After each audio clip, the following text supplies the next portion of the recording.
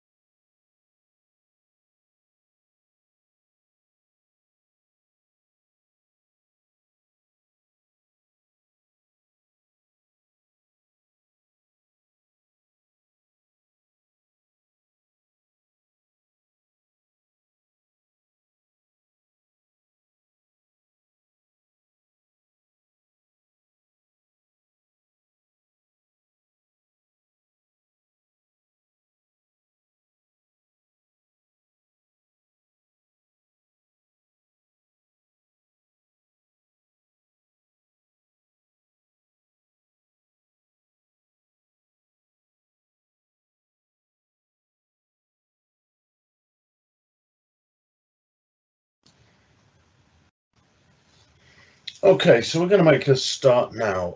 So once again, thank you for joining us this morning. My name is Mike Pencavel. I'm Channel Account Manager at WatchGuard Technologies.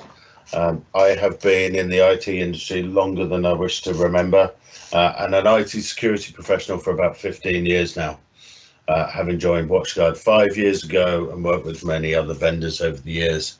I'm working in conjunction with HPP and Cameron today to help educate users on specifically why passwords are not enough these days, and why multi-factor authentication of any form, but hopefully from WatchGuard, will help secure your business, your customers' data, and your intellectual property in your business.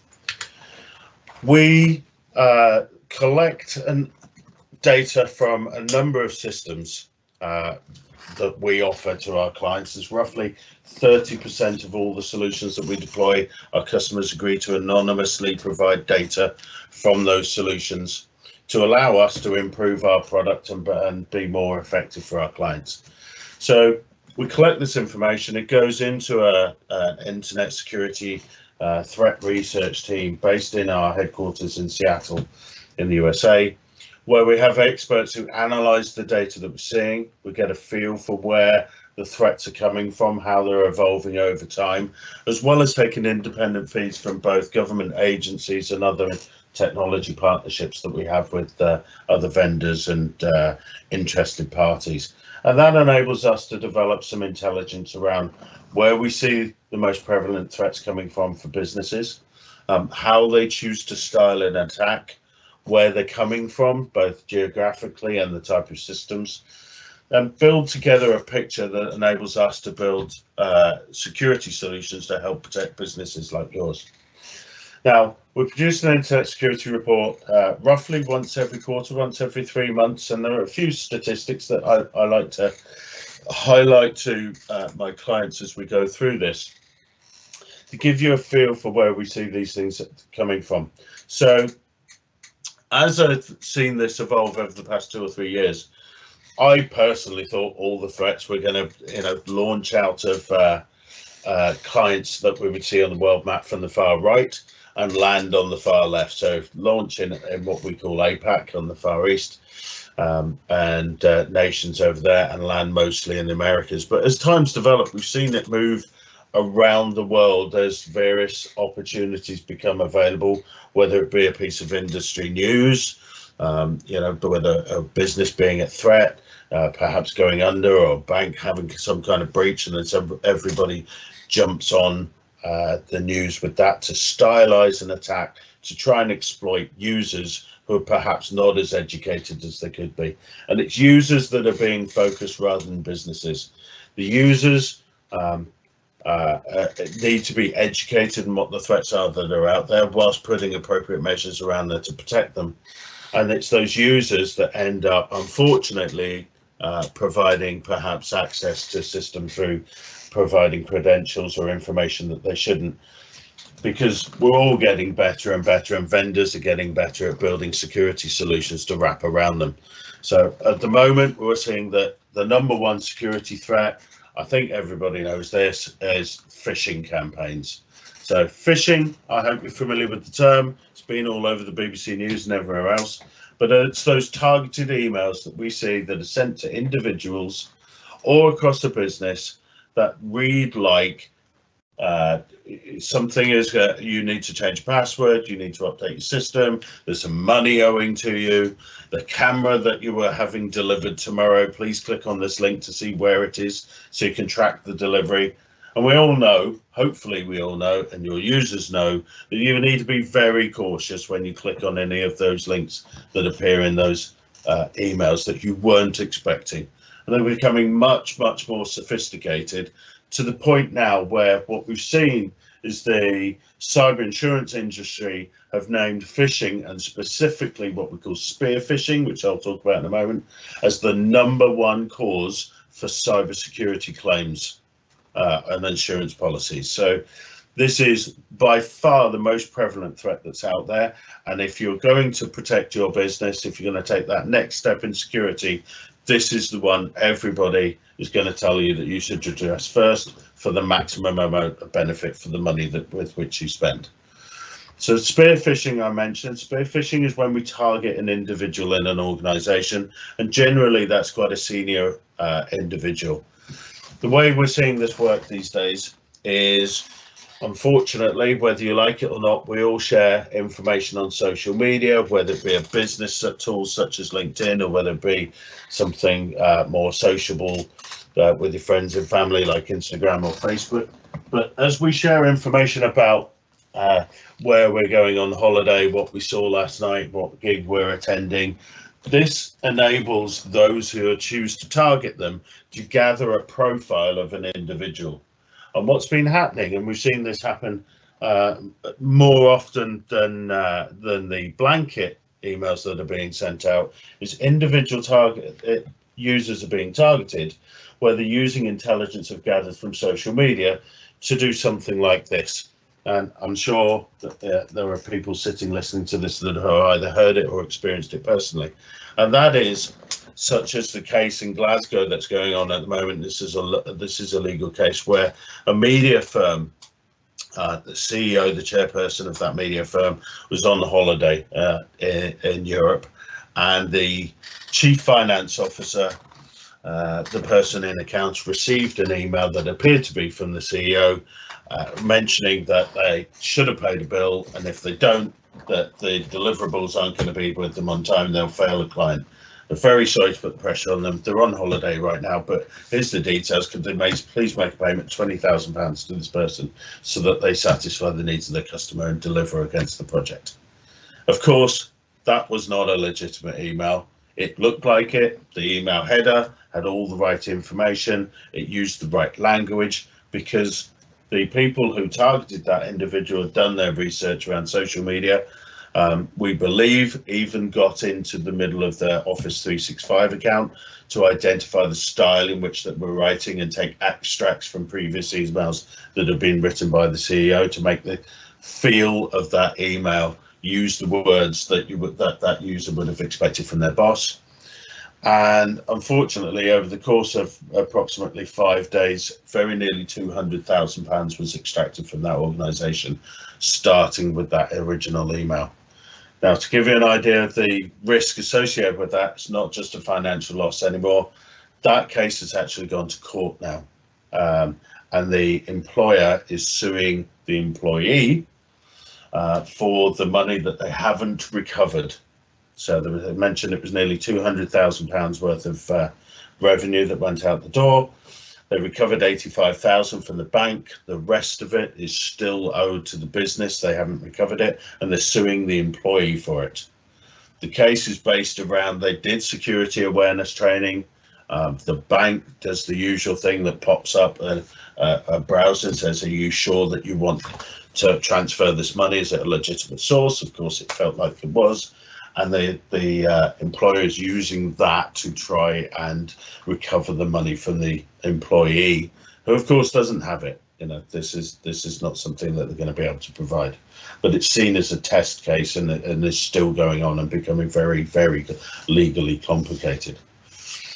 But it doesn't just start with the businesses, it's also about individuals, as I said, and I'll explain why this is a particular risk in a moment. I think we've all seen as individuals on your personal email that we're seeing these as well. Most common ones are the banks at the moment. So we will see somebody generate an email campaign trying to blanket hundreds of thousands of email addresses that they'll have bought off a site on the dark web to encourage them to go and change their password on the bank. Now, the way they're doing this is that they're quite often riding on the coattails of news that appears in the likes of the BBC and various others in online digital media to say that we've seen a breach within an organisation. We're aware that your account might not have been at risk. However, we're advising all our customers to change their password because we feel it's an appropriate course of action to make sure that nobody can go and do it.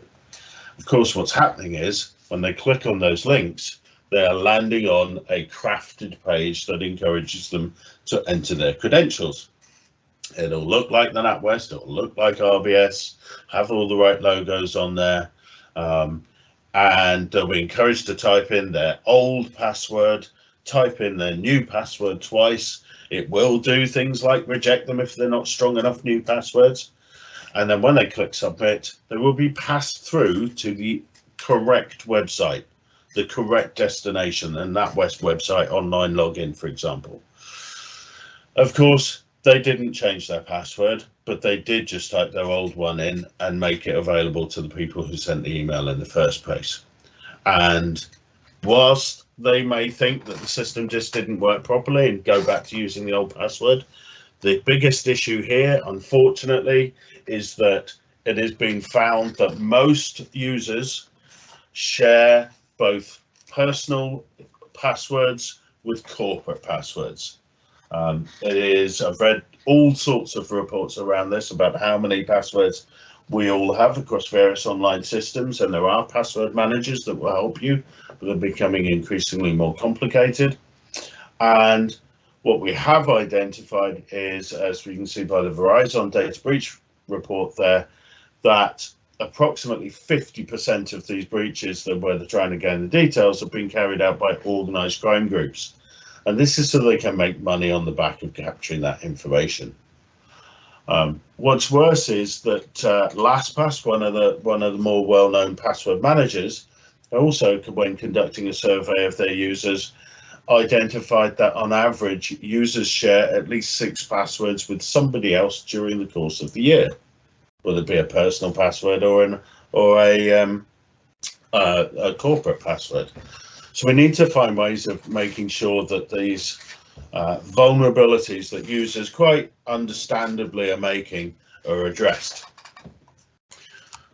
Now, as I've already mentioned, the number one action of trying to breach an organization these days is not to get straight in there and steal credit card information. It's not to get in there and steal intellectual property straight away. It's to get in there and steal credentials. And we've talked about this before. If I can steal the credentials, the username and password of somebody with elevated status, a privileged user like a system administrator, then I refer to it as the keys to the kingdom. Because if you can get hold of a system administrator password, you have the ability to go and change the credentials, the login information, backdoor access to the network, any way you want within an organization. And if that user isn't as well educated as perhaps they could be, and they reuse their password, it's very likely that they use the same password for a number of different systems. The report I saw last year that came out in one of the digital magazines is that in a lifetime of a modern IT user, we have probably at some point created somewhere in the region of 90 online passwords. And most users have approximately 12 that they will rotate between different types of systems or variations thereof to access those 90 different systems. Now, I'm not pretending that an individual uses those every day now, They might be for a website where you booked a holiday that you've never been back to before. But if you keep reusing the same password or variation thereof from something that was breached 5 years ago in a new modern system, then the users, the criminal gangs, the people who are stealing this information, that's what they're going to use to try and breach other systems for you. So changing our passwords regularly is a very good idea, but it just makes it more and more complicated for us all to remember. And the other point that I wanted to make from our research that we've identified is the one in the bottom middle there. Where organizations, where somebody's trying to breach an IT system and they can't get hold of credentials for whatever reason, the one payload, one piece of malware that has been launched within an organization that's being tried to deliver within an IT system more often than any other, this is without trying to steal credit card information or anything else, is a tool called Mimikatz. It's been around for a number of years now, and that tool, its pure job is to go and scour systems for passwords and credentials. So whether we think that our users are well organized in terms of managing their passwords or not, the one piece of malware that is the payload of a IT attack of some system, more than any other, is this Mimikatz solution, which is trying to steal passwords and credentials. So what can we do about it? Well, this title of this solution this morning, it was called Two-Factor Authentication and how it improves your security. Two-factor authentication is something you probably already know, even if you don't know it by that name. And you probably already know it because your bank makes you do it personally and professionally. When we go into our online banking systems these days and set up a new direct debit, new standing order, pay somebody we haven't paid for before, the bank will force you to put in some additional credentials to try and prove you are who you say you are when you log on. That might be an SMS, it might be a text that you receive with a 6-digit code, it might be something off a card. In my case, I have to put my card into a card reader and type a code and get a new code back. Different banking systems use different ways of doing this, and that is called two-factor, two types of identification. However, unfortunately, and specifically texting is something that has been seen to be breached many times more recently, and the ability to be able to get in the middle of somebody's text messages and read those codes and perhaps even generate false ones is really very easy technology-wise. So what we're trying to do now is use the advantage of new smartphones and other technologies to deliver something called multi-factor authentication. A multi-factor authentication is using a number of systems. In the case of WatchGuard and our solution called Offine, it's an app that sits on your phone, just like all the other apps that sit on your phone. You can use a token if your users won't allow us to deploy an app on the phone where you can enter a one-time only password, but the most secure way of doing it is doing it through an app on the phone. And the reason for that these days is because our new smartphones that we all use, they already use some kind of biometric to enable you to get into the phone in the first place, whether it be your thumbprint, your eye, or whether you're putting a swipe code in. There's something you must do before you can even get into the phone itself. Once you're in there, then you can launch the app, and there are a number of things that you can do.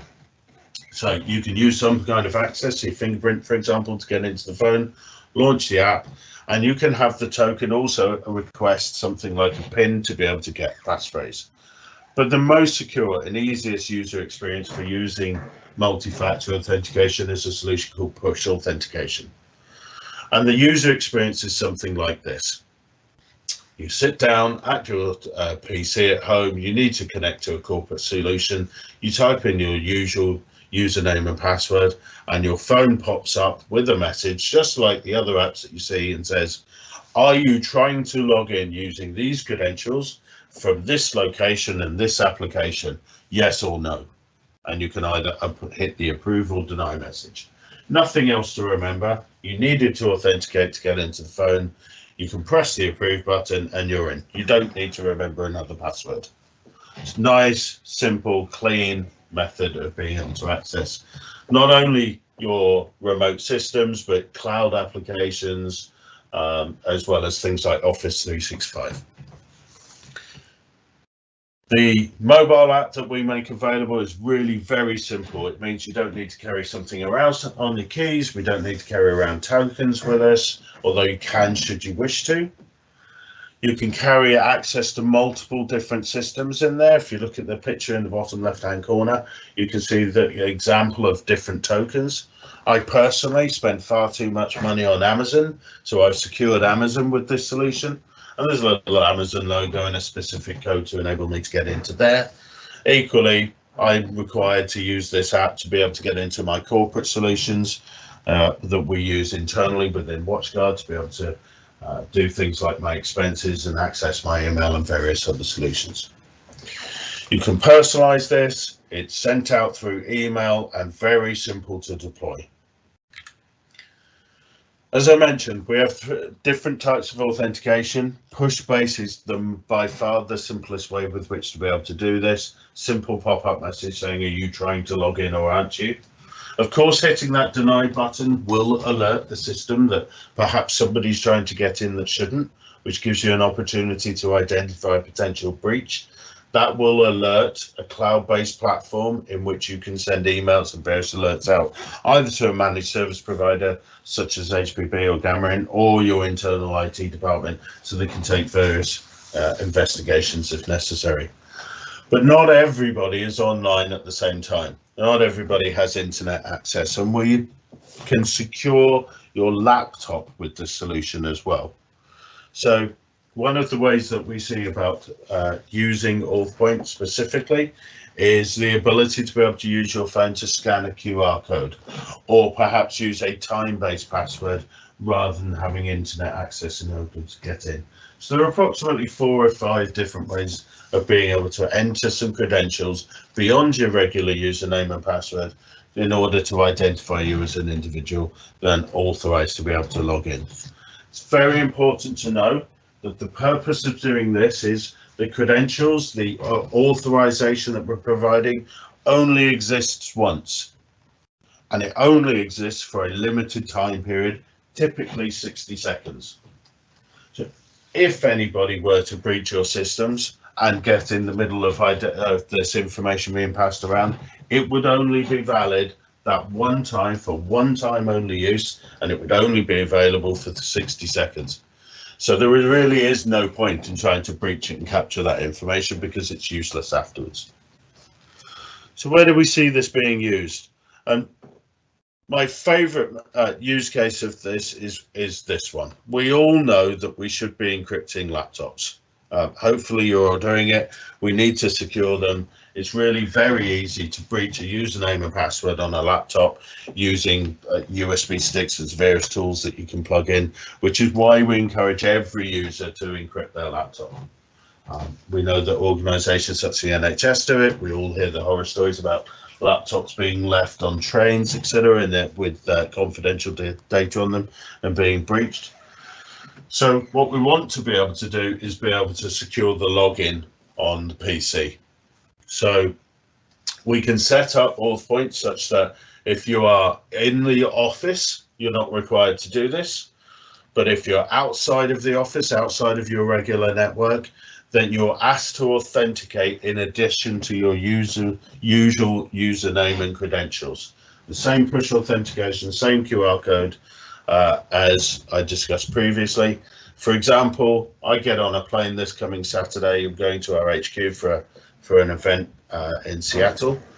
If I need to do some work on the plane, and I'm sure my boss will want me to do some work on the plane on the way over and access my laptop, but I won't have Wi-Fi access, then I will be required to use my AuthPoint application to verify who I am to enter the laptop and conduct that work on a plane, because it's a public environment where my data and my laptop's potentially at risk. This is my favorite use case for this. It's the one where it takes us beyond just encrypting laptops and secures that laptop beyond the risk of just encrypting it and leaving it lying around for somebody to try and hack. The second case is, if you're not going to do that, is about any form of remote access into your network. Now, I work in a business that has many remote users. We're also being involved in businesses where we have temporary workers and contractors who are granted remote access into our systems. This is one of the highest risk areas we should try to secure. Usernames and passwords are great. We do the usual thing where you might fire up something called a VPN for remote access into a solution. You might browse a web page to connect to servers that exist within the business to be able to access something like an account system or perhaps mail. However, because we've already identified that passwords get shared and they are the easiest thing to breach, we must absolutely verify that user is who they say they are when they try to log in. Now, Authpoint and multi-factor authentication enables you to be able to do this. So again, the user experience, you dial into the office, perhaps through a web browser, get presented with your usual username and password, type those in, up pops your phone. Are you trying to log into this network from this location using this machine? Yes or no. Very simple, straightforward to use without having to mess around with lots of different systems and remembering lots of different usernames and passwords. It is the one vulnerability. If you choose not to take the protection all the way down to the desktops, please do it on remote user access. The example I can give you of this is perhaps one of the largest breaches that's ever occurred with regard to PCI and credit cards. So it's a number of years ago now, but TK Maxx, or TJ Morris in the UK, in the US, had an enormous volume of credit card information data stolen. And the people that tried to do this could not get into their IT systems. They were well secured, they were well locked down, but they knew there was a pot of gold in there. They knew that there was data in there to potentially go and create capture to sell on.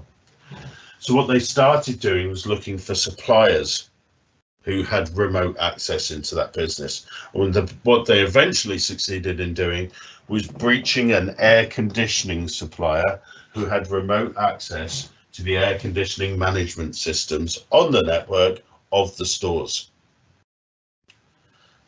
Nobody would think to secure that in the way that we've just discussed. It was a number of years ago in terms of technology now, but securing that remote user and ensuring they are who they say they are is the one thing I would advise everybody listening to this call to go and do now, whether it be with WatchGuard or anybody else.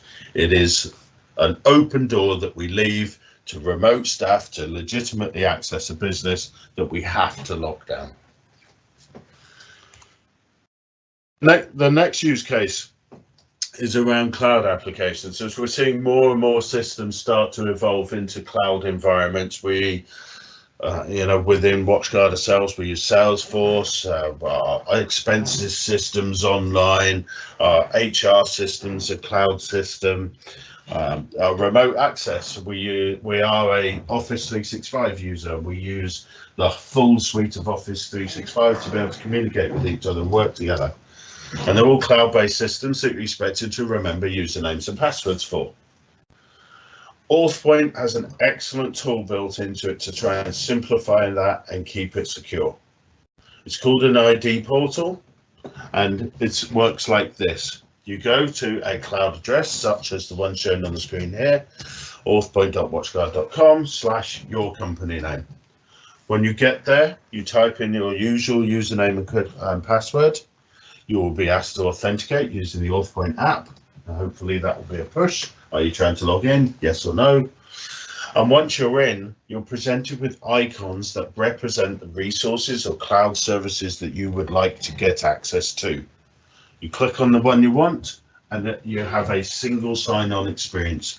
It will pass on the credentials saying, I know this user is a valid, authorized user to access the system, and they're not required to log in again, and simply passes you through to the destination for you need to be able to work.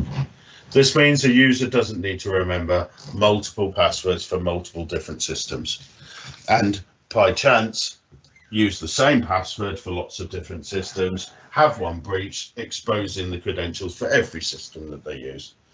From the admins, from an overhead point of view and managing the system, this makes life much, much easier for an admin, for an IT or business owner, because now if you choose to adopt a new service, an online account system, or change your mail system, you can populate this portal without having to roll it out to every individual user and have them learn another way of accessing systems. Simple, straightforward, all in one place, easy for the users to use whilst keeping it secure and securing those passwords. So Offine is a little bit different to some of the other solutions that are out there. It is cloud-based, which makes it very easy to deploy, very fast to deploy, because we don't need to install new software in different systems.